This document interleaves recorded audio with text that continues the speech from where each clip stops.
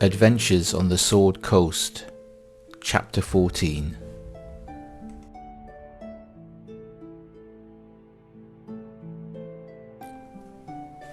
On reaching the surface, Fairfax Whitbeam inhales deeply, taking large breaths of fresh air that had been missing from the depths. Gil, the captive freed by the protectors of Phandalin, blinks and rubs at his eyes as he adjusts to the light. Gil says, "I'm grateful for your help, but my wounds will need seeing to." Although Fairfax has the use of healing magic, he knows that the care of Sister Garelli would greatly improve this man's recovery. He makes the decision to escort him back to Phandalin, leaving the rest of the party exploring the caves beneath. After a long journey, they make it back to Phandalin. Fairfax quickly takes Gil to Sister Garelli, and she takes him in, blessing Fairfax for his care of the injured Gil to this point. It is not long after he meets a couple of dwarves collecting supplies from Barthen's provisions. They recognise Fairfax and strike up a conversation. They tell him of a disturbing story from the Echo Wave Cave. The lost mine is still some way off production of magic weapons, but the refit and stabilising of the mine is going well. The dwarfs tell of the latest infuser of magic to attend the mine. As he was making some preparations, he felt a disturbance in the weave, and before fleeing the mine he started shouting, "This will never work, the weave is too unstable." Fairfax Whitbeam, with his understanding of magic, cannot leave this unchecked. Although he inquires for more information from the miners, they have none to offer, but do say they are set to return to the mine, and he is welcome to accompany them. After travelling for half a day, the small band arrived at the mine, and as the dwarves begin to unload the supplies, Fairfax walks into the mine. He finds the entranceway has become a busy place, with tables covered in maps and schematics, groups of workers receiving instructions from foremen, and tables with food and urns of hot water for making tea.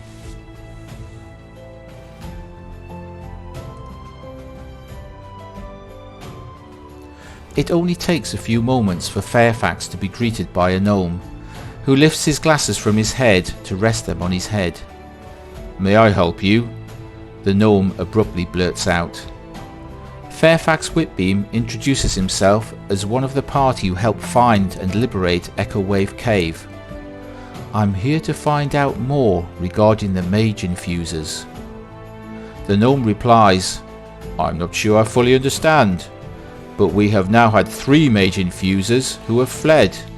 They never seem to make much sense, but often mutter about the weave not being stable or the disruption coming from the south." He shakes his head. "Magic users are a breed I've never understood. A good set of tools with quality supplies are a much more reliable option." After chatting for a while, Fairfax sets to work using his skills as a researcher. He tries to pull the strands together, picking up on small clues with each miner he can chat with, spending a few days in the mine, leaving no stone unturned. As he works, he writes his thoughts for later reference. Journal entry: "The magic weave is unstable. Trouble in the Mere of Dead Men. Danger from the south. Storms. House of Thavia." After a few days, while Fairfax sits, lost in his thoughts while busy gnomes, dwarves and humans work around him, his head suddenly snaps up.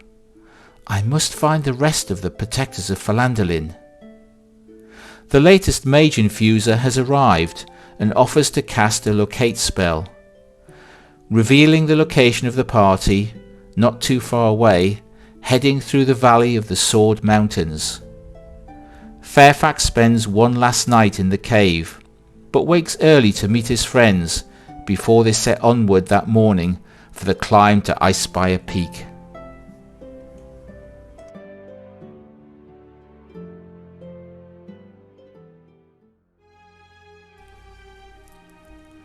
Zurek, Amos the Destroyer, and Princess Lady Amastacia wake up early that morning, camped at the foot of the Sword Mountains in the shadow of Icespire Peak.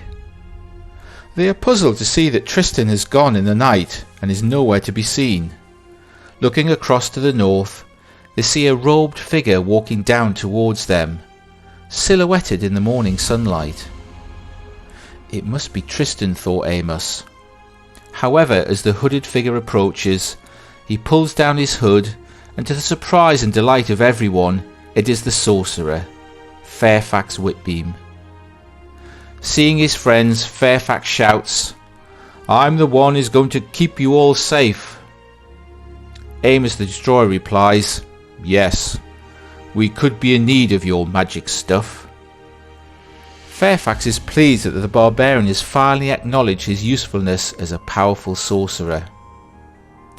With the exception of Alexis Songblessed, the protectors of Phandalin were together again, and with renewed vigour they start to ascend the Icespire Peak, ready to meet their destiny with Cryovain the White Dragon.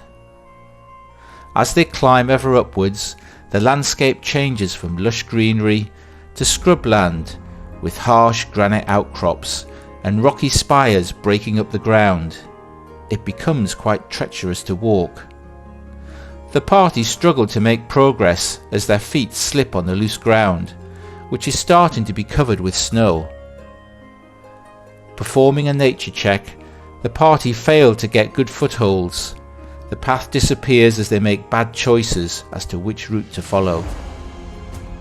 Amos gets 50-foot length of rope out of his back path and suggests that they all tie themselves together at 10-foot intervals in case one of the party slips and falls, then the others can save them.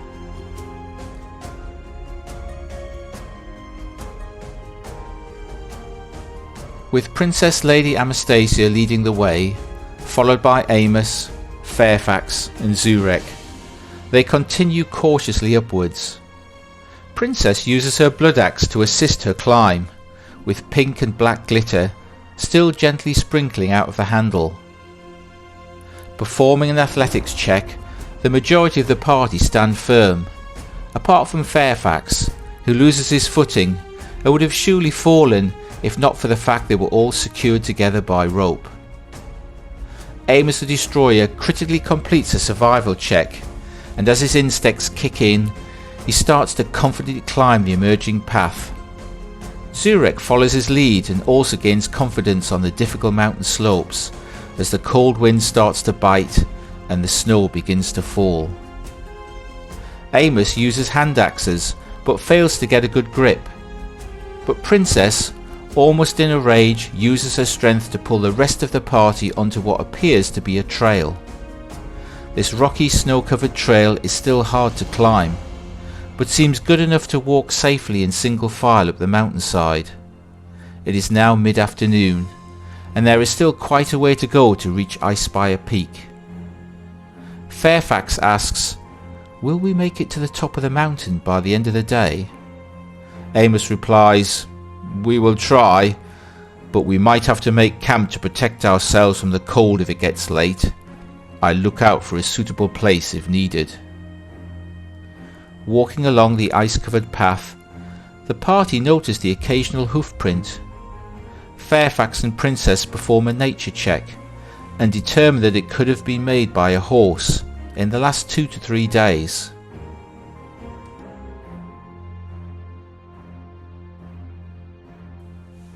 As they are now on the path, Amos suggests that they untie themselves from the climbing rope, as they might need to be mobile in case they encounter the dragon. With the rope untied, Zurek hands a spear to Fairfax and suggests that they probe the path ahead to ensure that there are no hidden crevasses. Princess and Amos do the same with their javelins. As the party rounds a corner, they can see a castle-like structure ahead, with the path winding its way up the left-hand side.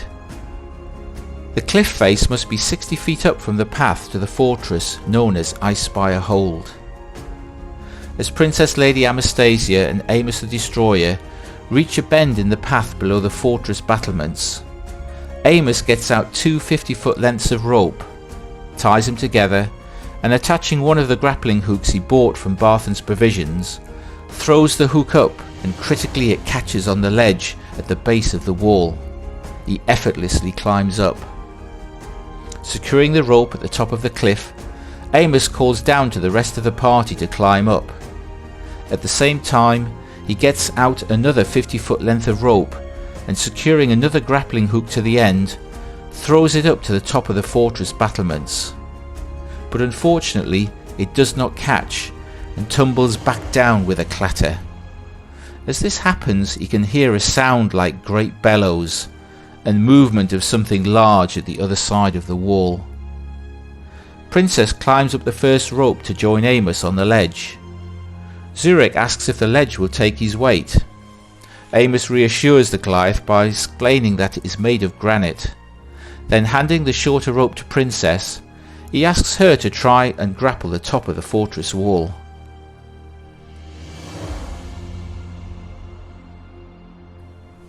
Swinging the rope above her head, Princess Lady Amastacia throws the grappling hook high into the air, but again it just clatters down the side of the wall.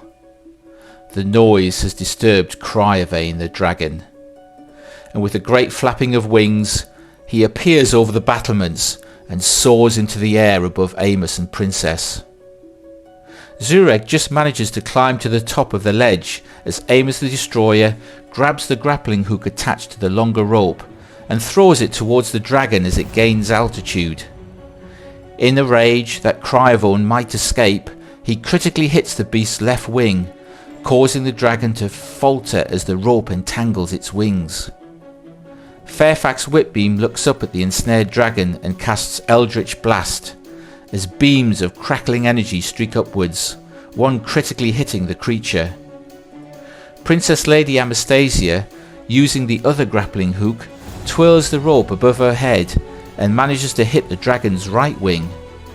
Zurek, seeing the creature in distress, grabs the rope held by Amos and then performs a quick toss action and hits the dragon with a well-aimed spear. Cryovain yells out in pain.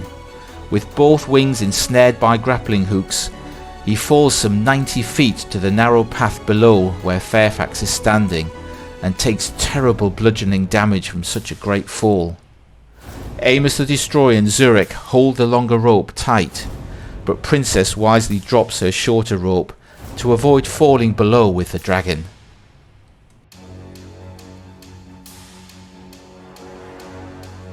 Furious, Cryovain walks towards Fairfax Whitbeam. Although Zurek and Amos pull hard on the rope to restrain him, they are unable to stop the dragon. It lashes out at Fairfax. Fortunately, it is disadvantaged by the constant pulling of the rope, so its claws miss the Sorcerer, but it does manage to bite Fairfax. Seeing his friend in danger, and still in a rage, Amos the Destroyer, using the rope like a zip line, slides down towards Cryovain. He loses his grip halfway, but still manages to arrive at the bottom in a reckless frenzy. He hits the dragon twice with his great axe. Fairfax takes the opportunity to cast Mage Armor to protect himself from further attacks. Seeing what fun Amos had, Princess Lady Amastacia also slides down the rope, using her blood axe, with pink and black glitter streaming out of the handle as she does so. The momentum recklessly carries her forward into battle as she hits Cryovain twice, once critically. Having no one to hold the rope for him, Zurek just leaps down towards the dragon, taking damage as he lands. He is still able to hit the beast, then using Shieldmaster, manages to shove the dragon over the edge of the narrow path to the next ledge some 30 feet below. Amos the Destroyer shouts down, "Do you remember us now, Cryovain?" The dragon tries to free itself from the grappling hooks, but to no avail. so slowly crawls further down the path as Amos throws a number of javelin at the creature. Cryovain is critically wounded, and angrily it looks up towards the protectors of Phandalin to see the raging barbarians of Princess Lady Amastacia and Amos the Destroyer, along with the Goliath Zurek. Glancing to the right, he sees Fairfax Whitbeam preparing a spell.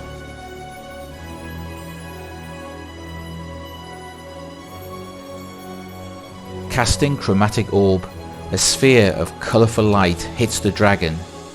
It is the last thing Cryovain sees, as the fire consumes his body. Amos the Destroyer looks across to Fairfax with a wry smile.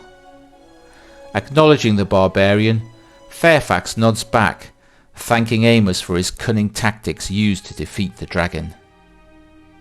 Remembering his deal with Elmer Barthin, Amos tries to recover a few dragon's teeth, but is unsuccessful.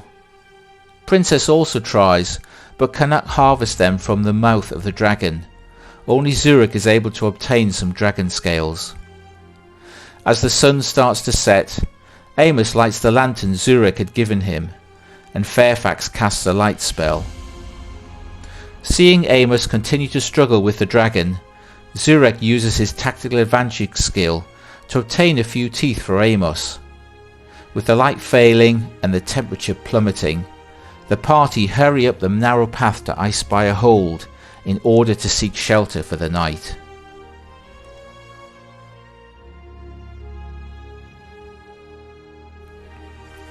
Passing under a bridge, the path circles back round to what would be the gatehouse to the castle.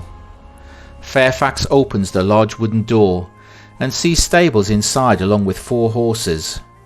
As it continues to get colder, the party quickly enter the building and close the door. Amos checks the horses. They appear to be owned by human riders. As he does so, they hear a door creak open, and a woman's voice says, "I've been watching you. You've defeated our kill." Fairfax replies, "Your kill? What do you mean, your kill?" The woman says that they have been hunting the dragon for ages, and as they arrived at the fortress before them, they are entitled to the dragon spoils. Princess tries to intimidate the female fighter, but this fails, so she attacks her in a reckless rage with her Chow Chow puppy. In return, the woman draws her longsword and swipes both Princess and Amos, who is currently charging towards her, also in a rage. She then shouts, "Stone Cold Reavers, defend yourselves!" Fairfax comes around the corner and casts Shocking Grasp, causing lightning damage to the female fighter. Amos the Destroyer finishes his charge towards the woman. In a rage and standing next to Princess, he recklessly attacks her. With 2 swings of his great axe, he strikes her down dead, and continues on up the corridor and round the corner into the main room of the gatehouse that has a bridge leading to the castle.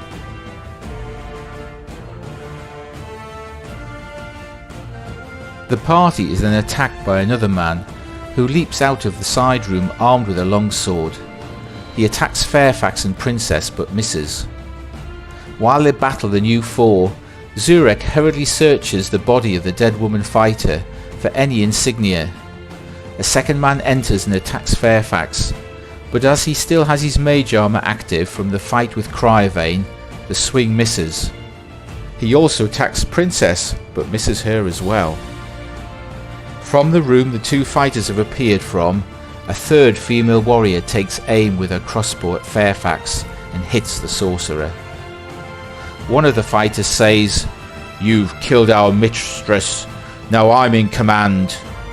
To which the other fighter responds, "No, I'm in command." Princess Lady Amastacia, looking at both men, shouts, "No, I'm in command," and with this swings her mighty blood axe and hits the nearest one.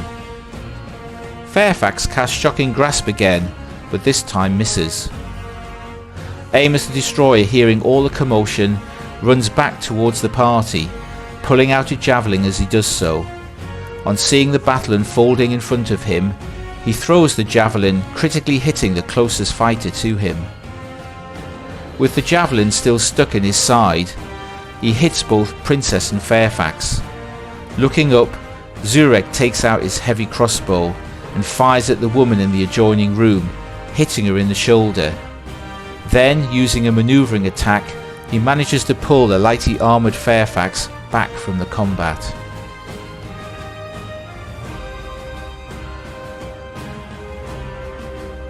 One of the fighters moves forward to attack Princess, but misses. However, his second swing slashes across the chest of Amos, but still in his rage, this doesn't faze the barbarian. Pulling out the arrow in her shoulder, the woman reloads her crossbow and fires back at Zurek, critically hitting the Goliath. She shouts, "Get these interlopers out of here!" Princess attacks the fighter in front of her with her blood axe. She misses as pink and black glitter shower the man from head to foot. Again, Fairfax casts Shocking Grasp and causes more damage to the fighter. Amos now attacks with his great axe, landing at least one solid blow. In return, the man attacks Princess with his longsword, hitting her twice. Zurek shouts out, "Who hired you?" He replies, "We are the Stone Cold Reavers, and you are lucky to be alive fighting the dragon. You're all fools." Zurek now attacks with the mighty Lightbringer, the mace landing a solid blow on this veteran fighter. Looking at Princess, the other fighter shouts, "You've got no idea, elf," and swings at Princess and Zurek, but misses, as the woman fires more crossbow bolts into the melee. Princess does an athletics check to see if she can bash their heads together, but fails to grab them as they shout, "Get your hands off us, elf." In response, Fairfax casts Word of Radiance as the closest fighter receives damaging burns to his flesh.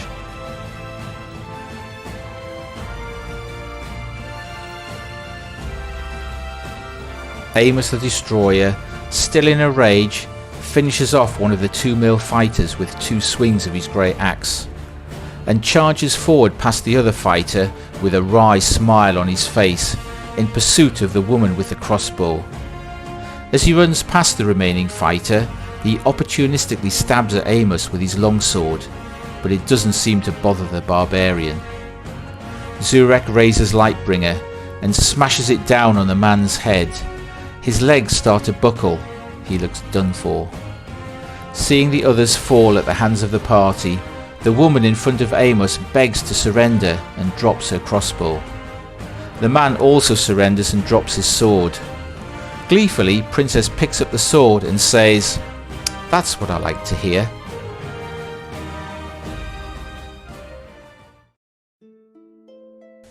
As they interrogate the prisoners, they learn that they had tracked Cryovain for many days, and their plan was to steal the dragon horde while it was out raiding the lands.